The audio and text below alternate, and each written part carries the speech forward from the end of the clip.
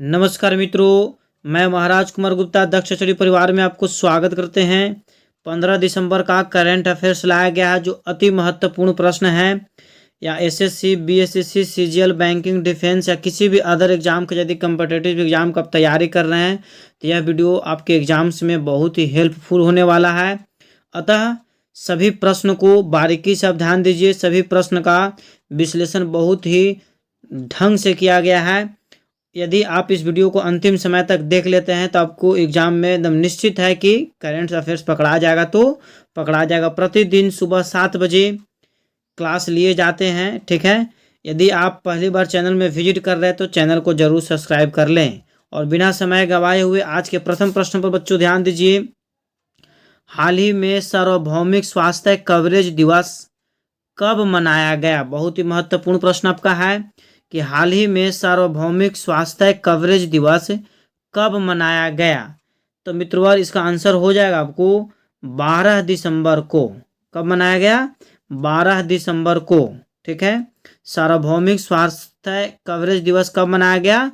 तो 12 दिसंबर को।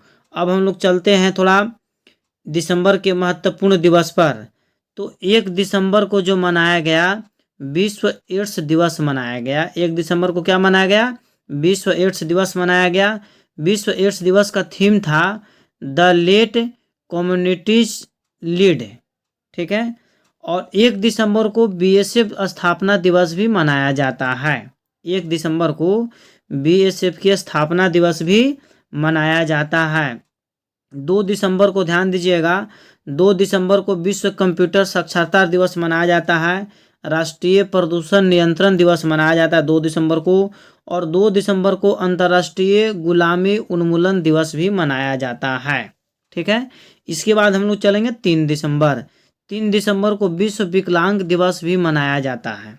3 दिसंबर को विश्व विकलांग दिवस मनाया जाता है। 4 दिसंबर को आपको भारतीय नौसेना दिवस मनाया जाता है। 4 दिसंबर को भारतीय नौसेना दिवस मनाया जाता है।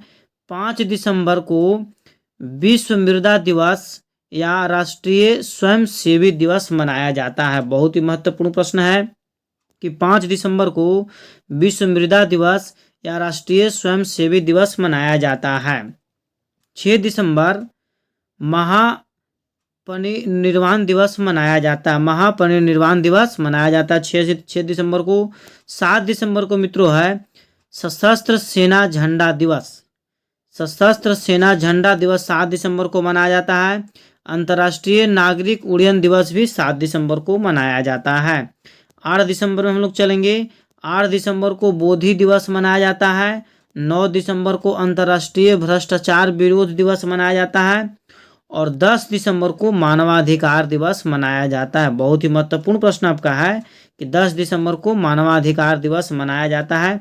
11 दिसंबर को अंतर्राष्ट्रीय पर्वत दिवस मनाया जाता है। 11 दिसंबर को अंतर्राष्ट्रीय पर्वत दिवस या फिर यूनिसेफ दिवस भी 11 दिसंबर को ही मनाया जाता है। ये आपको दिसंबर मंथ के 1 से लेकर 11 तक कौन कौन से दिवस मनाए जाते हैं आपको सूचित कर दिया गया। नेक्स्ट प्रश्न पर ध्यान दीजिए।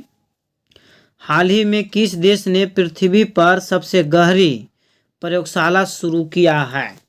अल्टरनेट देखिए देशे है, इसे आपको ऑप्शन से पता चल जाएगा कि हाल ही में किस देश ने पृथ्वी पर सबसे गहरी प्रयोगशाला शुरू किया है। इसका मित्रवर आंसर हो जाएगा चीन। क्या हो जाएगा? चीन ने सबसे गहरी प्रयोगशाला शुरू किया है। मैंने पृथ्वी से 2400 मीटर गहरी, 2400 मीटर मैंने पृथ्वी से 2400 मीटर गहरा में यह एक जो है प्रयोगशाला का निर्माण कार्य शुरू किया है। कौन? तो चीन किया है। अब थोड़ा सा हम लोग चीन के तथ्यों पर थोड़ा सा ध्यान देंगे बारीकी से। चीन ने दुनिया का पहला 4थी पीढ़ी का परमाणु रिएक्टर शुरू किया।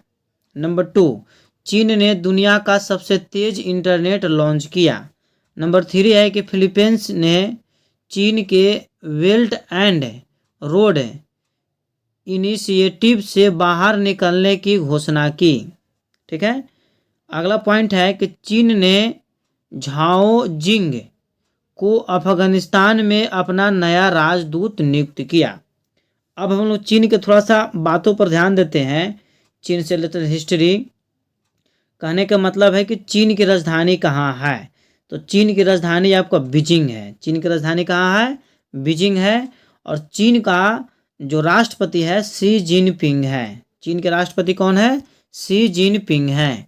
अगला प्रश्न है कि हाल ही में भारत और किस देश के बीच संयुक्त सेना अभ्यास विनबैक्स 2023 शुरू हुआ? हाल ही में भारत और किस देश के बीच संयुक्त सैन्य अभ्यास का नाम है विनबैक्स 2023 शुरू होगा? तो रूस, अमेरिका, वियतनाम और इनमें से कोई नहीं। तो इसका आंसर मित्रों हो जाएगा वियतनाम। क्या हो जाएगा? वियतनाम हो जाएगा। यह जो शुरू हो रहा है 11 दिसंबर से लेकर के, ठीक है, 21 दिसंबर तक चलेगा। 11 दिसंबर से लेकर के 21 दिसंबर तक चलेगा। अब हम लोग वियतनाम देखिए, मैप में आपको नज़र आ रहा है। वियतनाम की राजधानी जो है हनोई है। वियतनाम की राजधानी क्या है? तो हनोई है। वियतनाम का जो करेंसी है वियतनामी डोंग है। वियतनाम की करेंसी क्या है? वियतनामी डोंग। तथा वियतनाम के वर्तमान समय में पीएम कौन है? तो फाम मिन चिन। फाम मिन चिन।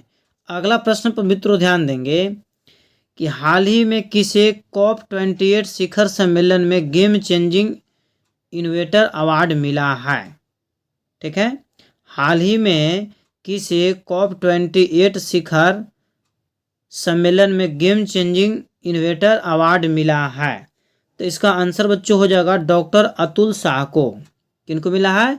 डॉक्टर अतुल शाह को। थोड़ा सा हम लोग ध्यान देंगे मुख्य बिंदु पर। विस्थापित बच्चों को शिक्षित करने के लिए अब्दुल्लाही मीरे ने UN नानसेन पुरस्कार जीता है। अगला पॉइंट पर ध्यान देंगे कि सत्यजीत रे लाइफ टाइम अचीवमेंट अवार्ड से माइकल डगलस को सम्मानित किया गया।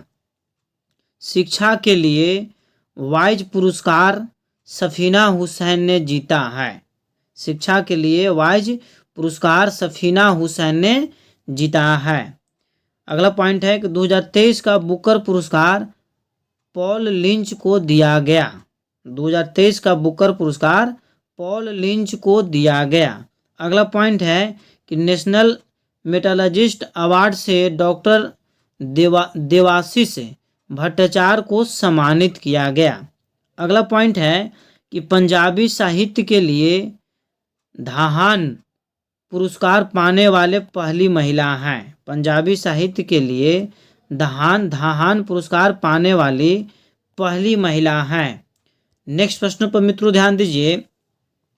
हाल ही में किस देश के क्रिकेटर ने असद रफीक ने सभी प्रारूपों से संन्यास ले लिया है? कहने का मतलब है कि असद रफीक किस देश के क्रिकेटर हैं जो सभी क्रिकेट के प्रारूपों से संन्यास ले लिए हैं? तो इसका आंसर हो जाएगा पाकिस्तान। क्या हो जाएगा? पाकिस्तान। हम लोग पाकिस्तान के तथ्यों पर मित्रों चलेंगे कि पाकिस्तान ने आधिकारिक तौर पर ब्रिक्स सदस्यता के लिए आवेदन किया है। पाकिस्तान के स्टार्टअप सी गार्ड ने शीर्ष जलवायु नवाचार प्रतियोगिता जीती। काजी फैज ईसा पाकिस्तान के 29वें मुख्य न्यायाधीश बने। अगला पॉइंट पर ध्यान देंगे। पाकिस्तान ने विदेशी निवेशकों को आकर्षित करने के लिए नई वीज़ा नीति का अनावरण किया। और पाकिस्तान की राजधानी आपको कहाँ है? तो इस्लामाबाद है। पाकिस्तान की राजधानी कहाँ है? तो इस्लामाबाद। पाकिस्तान का कार्यरत जो है पीएम, अभी कार्यवाहक पीएम जो है से अनवर उल हक साहब है।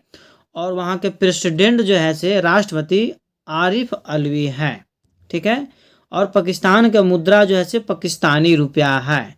अगला प्रश्न है आपका, हाल ही में नवंबर माह का ICC player of the month किसे चुना गया? तो इसे चुना गया बच्चों ट्रेविस हेड को। किसे चुना गया? ट्रेविस हेड को। ट्रेविस हेड जो है से ऑस्ट्रेलिया के खिलाड़ी हैं। कहाँ खिलाड़ी हैं? ऑस्ट्रेलिया के खिलाड़ी हैं। ठीक है। अगला प्रश्न पर ध्यान दीजिए कि हाल ही में रेंज पावर इंफ्रा किस राज्य में 500 मेगावाट का सोलर पार्क बनाएगी? तो इसका आंसर बच्चों हो जाएगा उत्तराखंड। क्या हो जाएगा? उत्तराखंड। अब हम लोग चलेंगे मुख्य बिंदु पर। संयुक्त सन अभ्यास सूर्य किरण का 17वां संस्करण पिथौरगढ़ है, मतलब उत्तराखंड में पड़ता है, उत्तराखंड में आयोजित किया जा रहा है।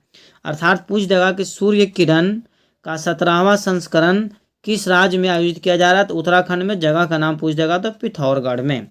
नेक्स्ट पॉइंट पर ध्यान दीजिएगा कि 10 दिवसीय उत्तराखंड महोत्सव लखनऊ में शुरू हुआ है। देखिए बहुत ही कंफ्यूज वाला प्रश्न है कि 10 दिवसीय उत्तराखंड महोत्सव कहाँ शुरू हुआ है, तो लखनऊ में शुरू हुआ। बहुत बच्चों देहरादून ही मार करके निकल देंगे। अगला पॉइंट है, उत्तराखंड के मुख्यमंत्री ने रोजगार प्रयाग पोर्टल लॉन्च किया है। नेक्स्ट पॉइंट पर ध्यान देंगे, उत्तराखंड में होने वाले 6ठे विश्व आपदा प्रबंधन सम्मेलन के ब्रांड एम्बेसडर अमिताभ बच्चन बने हैं।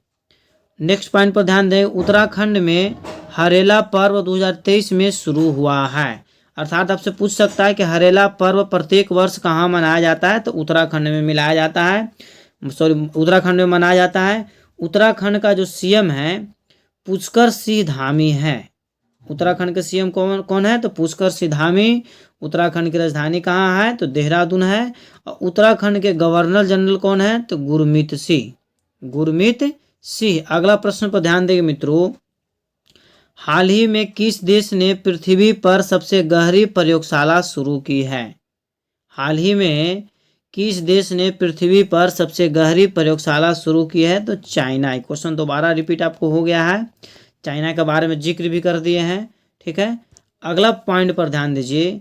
नेक्स्ट क्वेश्चन है कि हाल ही में कौन इटली के the order of the merit से सम्मानित हुए? बहुत ही महत्वपूर्ण प्रश्न है मित्रों कि हाल ही में कौन इटली के द ऑर्डर ऑफ मेरिट से सम्मानित हुए, तो इसका आंसर हो जाएगा कबीर बेदी साहब।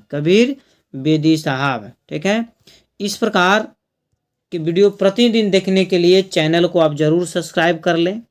डेली सुबह 7 बजे करंट अफेयर्स डाले जाएंगे। यदि आप पीडीएफ चाहते हैं तो इस नंबर पर आप हमें व्हाट्सअप कर सकते हैं। ठीक है, आपको तत्काल पीडीएफ निःशुल्क प्रोवाइड करवा दिया जाएगा। ठीक है, एक और चीज़ यहाँ पर हेडिंग में जब आपको क्वेश्चन है, डोनाल्ड टस्क कहाँ के पीएम चुने गए हैं, इसका आंसर आपको कमेंट्स में देना है कि डोनाल्ड टस्क कहाँ के पीएम चुने गए हैं। ठीक है, तब तक के लिए आप स्वस्थ रहिए, मस्त रहिए। एक बार प्रेम से बोलिए भारत माता की जय।